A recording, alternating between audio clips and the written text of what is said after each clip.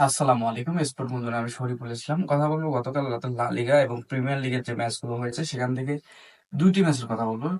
প্রথমে যদি আমি বলি রিয়াল মাদ্রিদ যে গতকালকে একটি লা লিগায় ম্যাচ খেলেছে, সেখানে আসলে রিয়াল মাদ্রিদ যে আহামরি খুব কিছু করেছে তা কিন্তু নাই। গত ম্যাচে যখন আসলে রিয়াল বেটিসের সাথে রিয়াল মাদ্রিদ হেরে যায়, তারপর থেকে আসলে রিয়াল মাদ্রিদ ফ্যান যারা আছে তারা সবাই আশা ছেড়েই দিয়েছিল যে রিয়াল মাদ্রিদ এবার আর লা লিগায় তেমন কোনো ভূমিকা পালন করতে পারবে না, ট্রফি অর্জন করতে হবে না।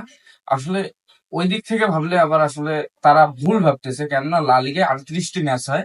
এখন পর্যন্ত তারা সম্ভবত 28 থেকে 29টি ম্যাচ খেলেছে।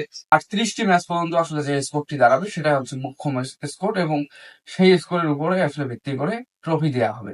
তো সুতরাং বর্তমান লা লিগায় সমান পয়েন্ট নিয়ে আছে বার্সেলোনার সাথে। বার্সেলোনার 57 পয়েন্ট, এবং অন্যদিকে অ্যাটলেটিকো মাদ্রিদ, রিয়াল মাদ্রিদ এবং বার্সেলোনা। এক নম্বরে আছে বার্সেলোনা, দ্বিতীয় নম্বরে আছে রিয়াল মাদ্রিদ। এবং গতকালকে ভিনির গোল এবং এমবাপ্পের গোল, অন্যদিকে বেলিংহাম পুরো 3 ম্যাচ পরে গতকালকে নেমেছে, এবং তার যে ছেড়া দেওয়ার চেষ্টাটা করেছে তিনি আসলে সেরকম দিতে পারেনি, তারপর তিনি চেষ্টা করেছে, এটা আসলে খুবই আনন্দের বিষয়। এবং অন্যদিকে রিয়াল মাদ্রিদের সব থেকে দামি প্লেয়ার এমবাপ্পে, এবং তারপরে আসলে ডেভিড আলাভা যে ডিফেন্ডিং এ খেলে, ডিফেন্ডিং এ 1 বছর তিনি বাইরে থাকার পর যখন গতকালকে আবার নতুন করে যখন মাঠে নামে, তাকে প্রিপারেশন নিয়ে নামতে হয়েছে, এবং গতকাল তিনি খুবই ভালো ডিফেন্ডিং করেছে। তো এইরকম যদি ডিফেন্ডিং করে তাহলে আসলে কিছু করা সম্ভব। এই রিয়াল মাদ্রিদ আসলে যে কোনো ট্রফি অর্জন করা সম্ভব, কেননা আগামী 12 তারিখ অ্যাটলেটিকো মাদ্রিদের ঘরের মাঠে একটি চ্যাম্পিয়ন লিগের যে টপ 16-এর যে দ্বিতীয় পর্বের ম্যাচটি আছে, সেটা আসলে তাদেরকে অর্জন করতে হবে এবং কোয়ালিফাই করতে হবে। কোয়ার্টার ফাইনালে তাদেরকে যেতেই হবে, না হলে আসলে সেরকম কোনো আঞ্চলিক বা কোনো অর্জন বলতে নেই।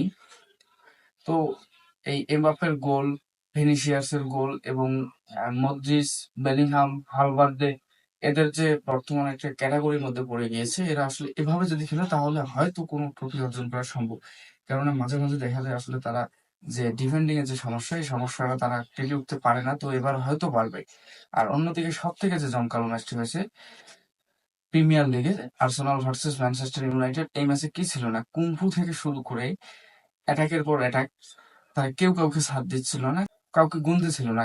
ব্রুনো ফার্নান্দেজ যখন 52 মিনিটের মধ্যে একটি ফ্রি কিকে গোল করে, রকেট শুটে একটি ফ্রি কিকে গোল করে, তিনি গোল করার পর যখন তারা স্কোরে এগিয়ে যায়, তারপর আসলে ডি রাইস যখন আসলে আবার এসে আর্সেনালের প্লেয়ার, তখন এসে তিনি আবার গোলটা সমঝোতায় ফিরিয়ে আনেন। তিনিও ডি বক্সের বাইক থেকেই বলতে গেলে চলে, একদম শেষ মাথা থেকে গোলটি করেছেন, একদম রকেট শুটে। দুটি গোলে ছিল দেখার মতো। এবং 92 মিনিটের বেলা যখন আবার তারা দুই দলে অনেকগুলো সুযোগ ক্রিয়েট করে নিয়েছিল, 92 মিনিটের বেলা গোল হতেই যাচ্ছিল, এই সময় গোলটি আবার আহ, দুই দলের গোলকিপারই এত স্ট্রংলি কালকে গোলকিপারই করেছে যে তারা কাউকে ছাড় দিচ্ছিল না, যে কোনো বল তাদের আশপাশ দিয়ে যেতে পারতেছিল না। যেটা লাগালের বাইরে সেটাই গোল হয়েছে, যেটা আশপাশ দিয়ে গেছিল তারা যেভাবে হোক সেটা ঠেকিয়েছে। এবং কালকে দুই দলের গোলকিপারই খুবই ভালো গোলকিপারই করেছে। আর অন্য দিক থেকে বলতে গেলে গাব্রিয়েল মার্টিনেলি, তিনি কালকে আর্সেনালে খুবই ভালো খেলেছেন, তিনি অনেকগুলো সুযোগ ক্রিয়েট করেছিলেন। এবং অন্যদিকে গার্নাচো, ম্যানচেস্টার ইউনাইটেডের প্লেয়ার, আর্জেন্টিন তারকা গার্নাচো কালকে খুবই সুন্দর খেলেছেন। তিনি আসলে যে ভালো খেলেন তিনি বারবার সেটা প্রমাণ করে দিচ্ছেন। কেননা গার্নাচো আসলে তাকে আটকানোর মতো বর্তমানে আসলে সাইডে দেখতেছি, তিনি নামার পর আসলে যেভাবে তিনি এই বলগুলো ক্রিয়েট করে দিচ্ছেন, সুযোগ ক্রিয়েট করে দিচ্ছেন অন্যান্য প্লেয়ারদেরকে, তারা আসলে করতে না পারলেও গার্নাচো আসলে ইয়ং প্লেয়ার হিসেবে খুবই ভালো খেলতেছেন। গার্নাচোকে আসলে যদি ভালো করে তদারকি করা হয় তাহলে আসলে গার্নাচো অন্য লেভেলে পৌঁছাবে। যেমন দেখা যাবে যে মেসির জন্য যেমন ডিবালা হারিয়ে গিয়েছিল, ডিবালার পুরো ক্যারিয়ারটা মেসি খেয়ে দিয়েছিল, কিন্তু গার্নাচোর ক্যারিয়ারটা সেভাবে নষ্ট করা যাবে না। যদিও আহ, আর্জেন্টিনায় অনেক ভালো ভালো তারকা আছে বর্তমানে, সবাই ভালো ভালো পারফর্ম করতেছে, তারপরও গানাঞ্চোকেও নতুন করে সুযোগ দেওয়া দরকার। যেমন আহ দিবালাকে হারিয়ে গিয়েছে, দিবালা এত সুন্দর জুভেন্টাসে যখন তিনি ছিল, তিনি এত সুন্দর ভালো খেলেছিলেন। জুভেন্টাসে থাকাকালীন তিনি এক প্রকার রাজত্ব করেছিলেন। যখন তিনি ক্রিস্টিয়ানো রোনালদোর সাথে খেলেছিলেন, ওই সময় যখন আসলে মেসি ফুল ফর্মে ছিলেন, মেসির উপর তো কেউ ছিল না, তারপর আসলে মেসির জন্য দিবালা হারিয়ে গেছে। এভাবে যেন গার্নাচো হারিয়ে না যায়। তো এই বিষয়গুলো আসলে খুব তদারকি করার দরকার। ধন্যবাদ।